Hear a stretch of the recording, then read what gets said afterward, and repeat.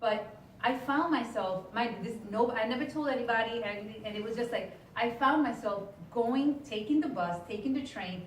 I never saw the girl. I never saw her again. And it's like, I went and I sat all the way up, and I heard a couple of the people, the testimonies. But it was, again, God pursuing me. Then another time, the same thing. It was just like, but I never committed myself to Christ. It was just like, all right, this is nice. I'm like, okay, well, next, let me continue on with my life. And nothing. Even to the point, so we got back together, we started, we got engaged. And again, for everybody else, that was just like, listen, you're 24, or 22, because at 22 is when we got engaged. And to the world was just like, why are you getting married? Like, you're crazy. This is like, you're just starting in life. Everybody's like, listen, we're partying with this. The same sorority sisters that told me this are still, 80% of them are still not even engaged, and they're like in their 50s now. So it's like, yeah, it's pretty sad. No offense to anybody. But it was like, they would tell, don't do this, and we were just like, no, but this is, one thing I knew that I always wanted is something opposite of what I saw in my house. Like my mom, she did the best job she could, she was amazing, but she was also a single mom. And it got crazy in the house, where it was like, I saw maybe like not the respect that you could have seen from, the way a man is supposed to treat a woman.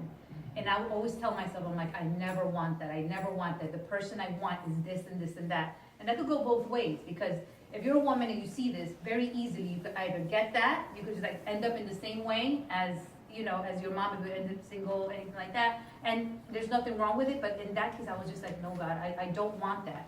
I want this for myself. And I always, as a little girl, I was like, you know what? I wanted the big wedding. I wanted the husband. I wanted the house. I wanted the kids.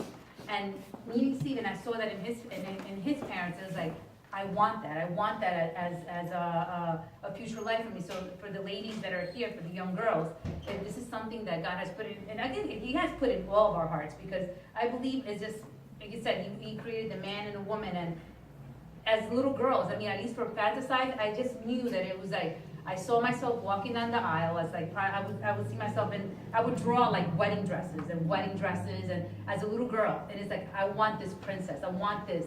And it's something that if you have that, do not let it go, because that's something, God has somebody special for you.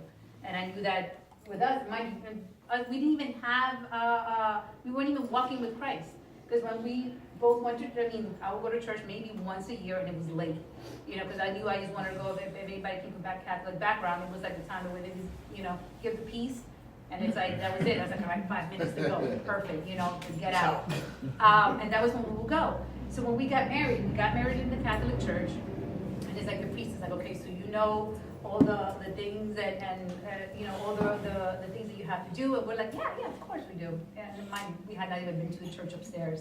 Like, we were just lying, like lie. And it's funny because Ray and Fadi used to come to this church already, and they had invited us like maybe probably like a year prior because they got married here, and we're like, oh, this is nice. And in my head, it's like, they better not even try to take me to that church. They better not even try, because this is how shallow I was. All I wanted was like my pictures to come out a certain way. Mind you, this is, don't judge me. Okay, to come out a certain way for our wedding. And that's, I'm like, oh no. I'm like, okay, well, that's good for Ray and Fadi, good for them. But I'm like, that's not me. And I remember Ray was my fraternity brother, is my fraternity brother from Montclair.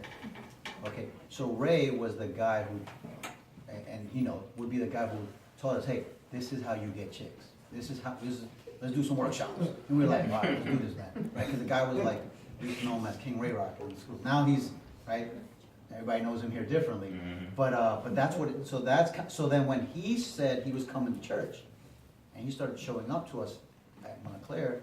Steve would make fun of him. He would call him Pastor Ray. He's like, oh, don't get away. Pastor Ray's coming. Like, we knew Ray. Because he was like, Steve, I found the Lord. I was like, I never known he was lost. I was an a-hole. I was a jerk, okay? Straight up. And so I was like, what the hell are you talking about, man? Do you see this chick over here? Like, nah, man, not about that anymore. Like, so we saw it. Okay. So then to, fast forward, when you're talking about Ray, the same person is the guy leading us. By the way, he's the same person that led me to my fraternity, led me to our business that we own now, and led me to this church. The same, so it's, some people are important right around in our lives a lot of times, so, gotcha. Yeah. No, so, so again, they get married, everything, so we get married, and in our heads, again, remember, we've been planning this for a while, so my wedding, and I had the most beautiful wedding, I had the dress I wanted to, everything was just like, exactly like picture perfect. So what comes after picture perfect, you think? Picture perfect, you know, life and a family, and it's just like, you see the happy couples and everything. And it's funny, because prior, like I told you, my mom was super strict, so in my head, I just wanted it, I'm like, all right, I just gotta get out of this house, I just gotta get out.